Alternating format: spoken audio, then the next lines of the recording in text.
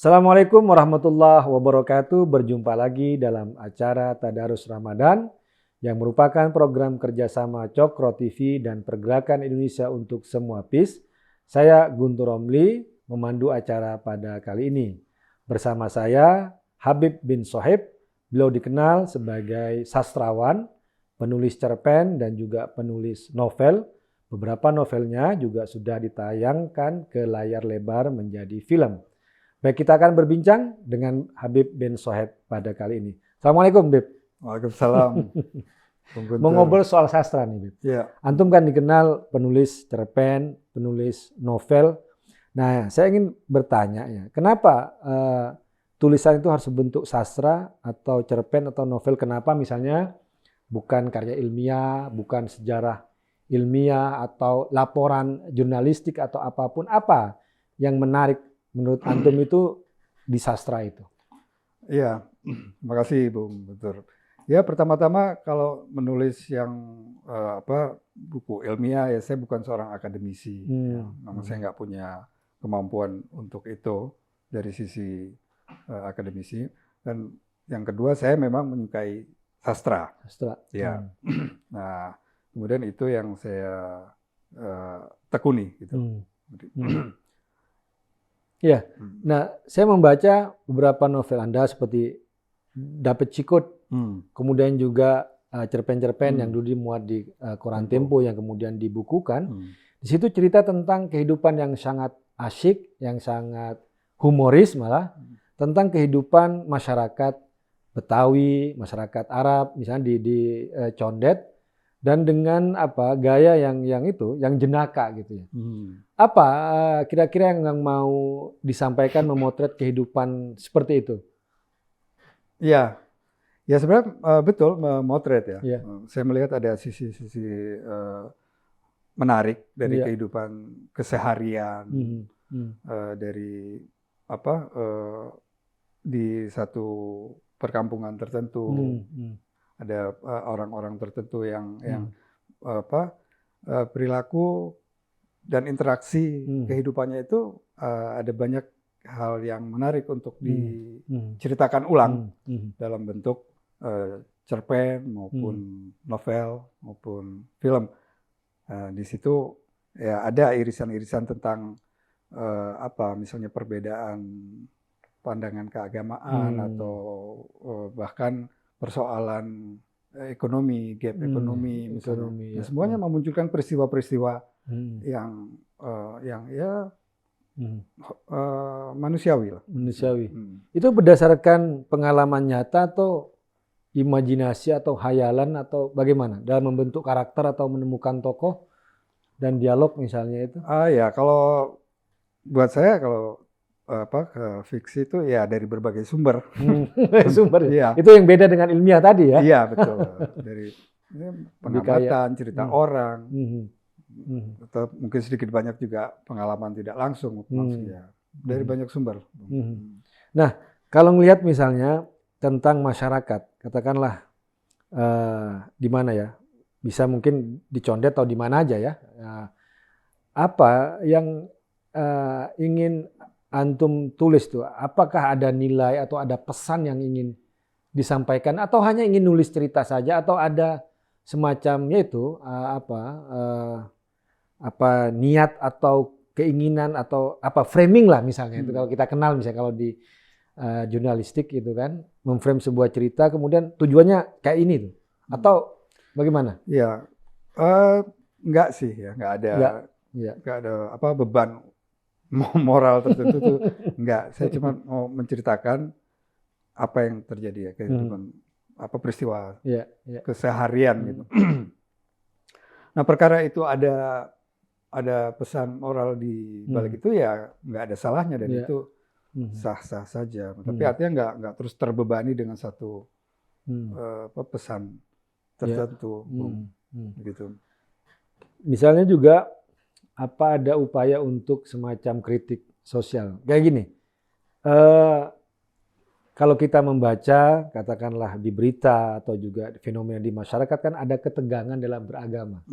Atau ada ketegangan antar kelompok Apakah itu karena beda agama atau juga karena beda etnis. Nah, kemudian Anda itu menyampaikan cerita yang katakanlah lebih cair, lebih jenaka. Ya memang di situ ada konflik, tapi bisa diselesaikan dengan penuh jenaka.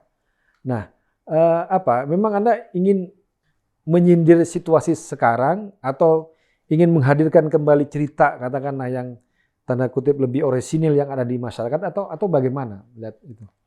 Ya sebenarnya lebih orisinil, sekedar potret itu, tapi kemudian kan mungkin kalau ada orang yang bisa mengambil itu sebagai satu message ya, ya bagus. Karena kan buat saya kalau misalnya saya melihat ada apalah label novel Islami atau fiksi Islami, artinya dengan sudah berangkat dari awal ingin berdakwah ya, dengan kalau saya mikirnya nggak begitu, saya pikir bahwa semua kehidupan sehari-hari ini sebenarnya ya semua bisa dikaitkan dengan apapun, dengan agama, dengan politik dalam pengertian nilai-nilainya itu.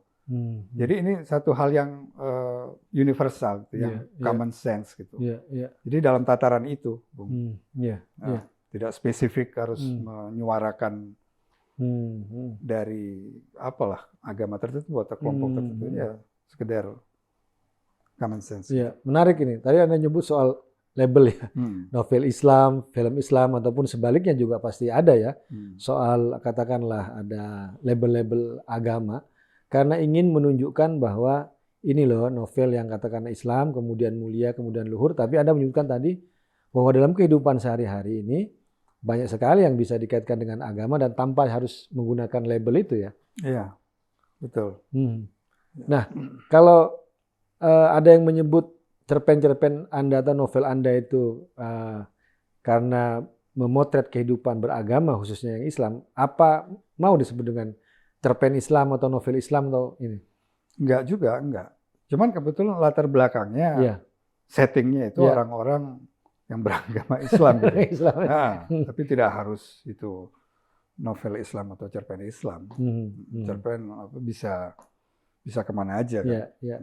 Jadi sumber kemuliaan itu juga ada dalam masyarakat, dalam cerita orang-orang kecil ya. Iya, tentu saja ya. Iya.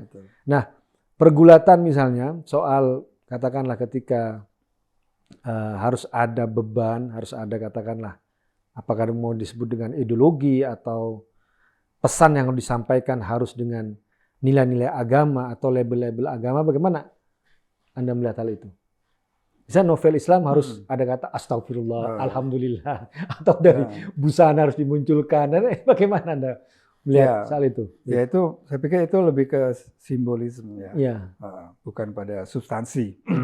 Kalau saya lebih menyukai yang lebih ke substansi aja. Meskipun ya nggak ada salahnya juga pakai simbol, tapi maksudnya yang menjadi titik tekan bukan itu sebenarnya. Seperti misalnya kadang saya mikir ya, misalnya ini contoh tapi agak lari dari persoalan. Misalnya bahwa Islam itu atau Nabi Muhammad itu sangat mengajarkan kebersihan, sehingga di masjid sandal harus dicopot. Intinya terus ada juga kata-kata bahwa kebersihan adalah sebagian dari iman. Tapi kita tidak menangkap itu secara substantif gitu. Sehingga sehingga kita hanya bersihnya di masjid, tapi di lingkungan kita di gotnya kotor gitu ya. Misalnya kita buang sampah sembarangan. Padahal membuang sampah sembarangan itu kan bertentangan dengan ajaran Nabi sebenarnya. Tapi karena membuang sampah tidak dilabeli sebagai perbuatan pelanggaran agama, maka dianggap itu biasa. Padahal sebenarnya substansinya adalah itu gitu. Bagaimana menjaga lingkungan rumah kita, kota kita bersih. Itu kan sebenarnya itu artinya substansinya tidak tertangkap oleh kita. Lebih menangkap substansi bukan kepada simbol. Simbol juga nggak ada salah menurut antum nggak salah. Tapi bagaimana kita tetap memperluas dan menangkap substansi itu yang lebih penting itu. Dan saya kira kita bisa membaca ya ada substansi memang keluhuran, kemuliaan ya substansi Islam, meskipun novel-novel yang antum tulis atau cerpen yang antum tulis tidak mau memang disebut dengan novel Islam atau cerpen Islam gitu ya. Yang pada substansi. Terima kasih Beb, Itu perbincangan kami soal sastra dan bagaimana kaitannya dengan keluhuran substansi dari agama. Demikian, terima kasih sudah menonton dan kita akan bertemu pada edisi yang lain. Wassalamualaikum warahmatullahi wabarakatuh.